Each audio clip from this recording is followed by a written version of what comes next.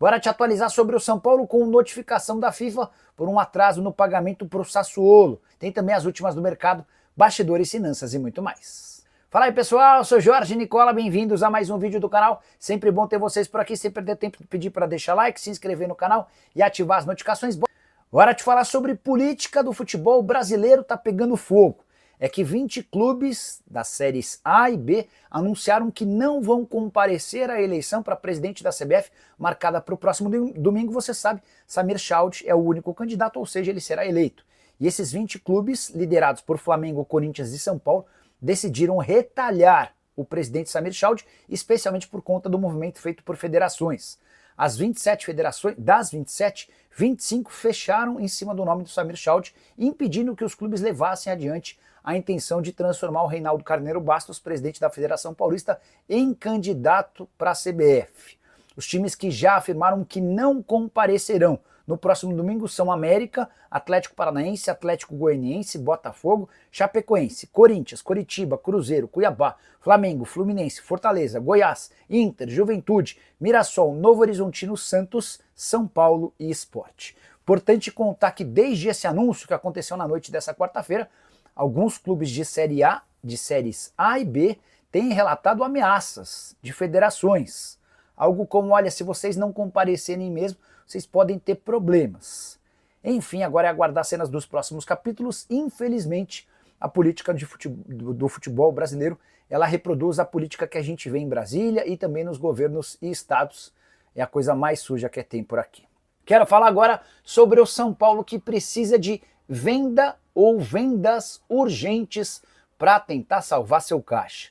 Primeiro é importante contar que o Tricolor prevê no seu orçamento para 2025 a necessidade de faturar 155 milhões de reais com vendas de atletas. Até aqui foram obtidos 85 milhões, graças às transferências de William Gomes, Nestor, Wellington Rato, Michel Araújo e Eric. Mas restam 70 milhões de reais.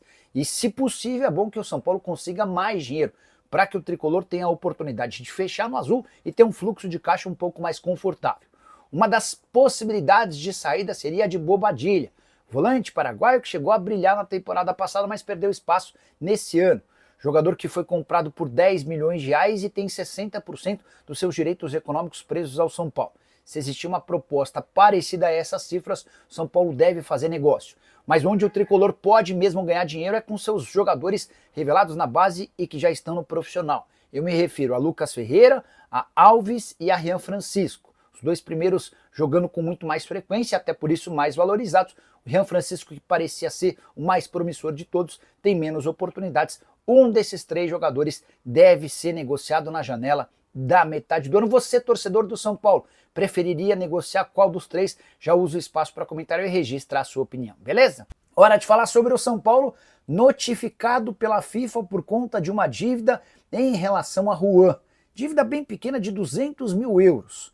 Só para explicar, o Juan havia sido contratado por empréstimo junto ao Sassuolo da Itália na metade do ano passado e em março venceu essa prestação de empréstimo de 200 mil euros ou pouco mais de 1 milhão e 200 mil reais. Com uma série de problemas para serem resolvidos, o São Paulo optou por destinar os pagamentos a outras condições e esqueceu do Sassuolo.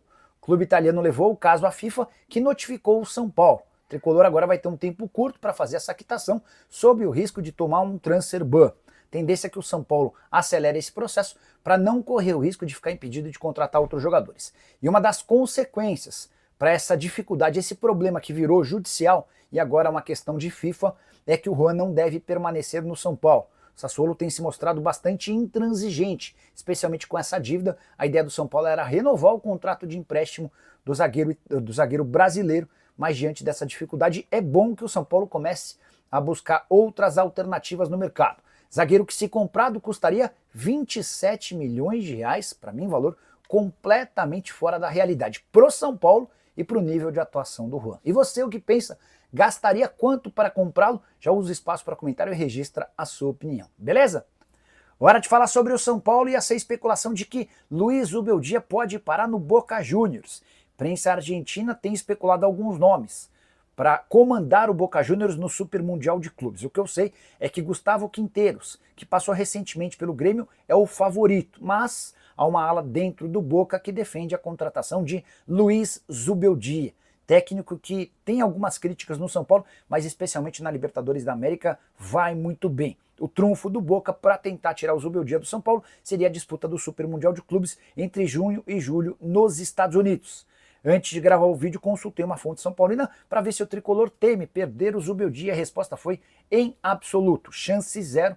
O Zubeldia está super integrado ao trabalho no São Paulo e o tricolor está super convencido de que não há esse risco. Só para completar o noticiário tricolor, o São Paulo acertou a renovação do atacante Luca. Só 17 anos de idade, o vínculo se encerrava na metade do ano que vem, foi prorrogado até 2028 e a notícia é bem positiva. Até porque o Luca deixou uma primeira ótima impressão pelo time principal. Ele estreia no empate em 1-1 contra o Libertad. Estreou num jogo de Libertadores, entrando aos 39 do segundo tempo e foi dele o gol do empate. Também acabou jogando na reta final da partida contra o Grêmio, contrato renovado, jogador que havia chegado com 11 anos de idade e que em 2024 disputou 40 jogos entre sub-20 e sub-17 e marcou 13 gols, só 17 anos de idade, enorme potencial. Bora falar agora sobre o São Paulo com informação exclusiva. Carlos Vinícius está livre no mercado. Centroavante brasileiro de 30 anos de idade que defendia o Fulham, o contrato dele se encerra agora em 30 de junho e já está definido que ele não fica no futebol inglês. Mas Carlos Vinícius quer jogar no Brasil e hoje 3 clubes brasileiros já demonstraram interesse. São eles o São Paulo, o Grêmio e o Botafogo. Foram consultas feitas ao empresário do jogador, o Flávio Ribeiro. Pouquinho de tempo atrás, o Sport e o Vitória também quiseram entender as condições do negócio, se assustaram com as cifras e saíram de cartaz. Dá para dizer que o São Paulo tem chances de contratar o Carlos Vinícius? Haveria a necessidade de uma grande composição. Mesmo estando livre, o Carlos Vinícius chegaria a um custo acima de R$1 milhão por mês, entre salários, direito de imagem e luvas, como se refere, ou como a gente costuma se referir ao prêmio pela assinatura do contrato. Hoje, o São Paulo não tem condição financeira para fazer grandes investimentos e precisaria contar com uma ajuda do Carlos Vinícius nesse sentido. Tricolor que busca um centroavante desde a lesão do Caleri. Só para completar, se você não conhece bem o Carlos Vinícius, jogador que sai muito cedo do Brasil em 2017 e faz sucesso especialmente em Portugal. Primeiro pelo Rio Ave e depois pelo Benfica, onde foi artilheiro do Campeonato Português. Também esteve no Tottenham, no PSV, no Fulham, no Galatasaray. Jogador de 30 anos de idade, que quase virou reforço do Red Bull Bragantino em janeiro. Entre Carlos Vinícius e Red Bull estava tudo certo. Na última hora o Fulham acabou por melar o acordo. Agora, livre do contrato, é ele quem escolhe o seu futuro. Queria registrar ainda que o São Paulo, na noite dessa terça-feira, confirmou a classificação para a fase de oitavas de final da Copa do Brasil ao vencer o Náutico por 2-1 nos aflitos. Vitória por 2-0 até o finalzinho da partida, com gols de Luciano e Rodriguinho. O Hélio Borges descontou no finalzinho e agora o São Paulo tem R$3.600.000, além da garantia da passagem para as oitavas. Ó, perguntei aqui para uma pessoa do São Paulo, para o Júlio Casares, se tem alguma novidade sobre a renovação do Alan Franco. Não, mas logo teremos.